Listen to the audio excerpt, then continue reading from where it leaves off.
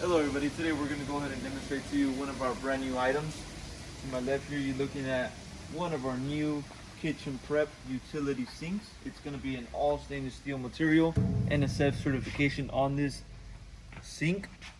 Okay, now you do notice that it has some white here on the sides. That's just a sticker that you can go ahead and peel off just to make sure that it doesn't get scratched up during shipment. Okay, so measurements.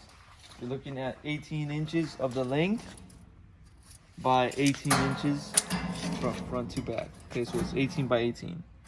And then from the inside to the very top, you're looking at 13 inches.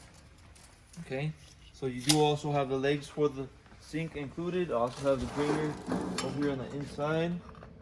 Okay, as I mentioned, it's going to be certified, approved by the health department. Okay, so it's going to be our kitchen prep utility sink. Okay, also I'm going to measure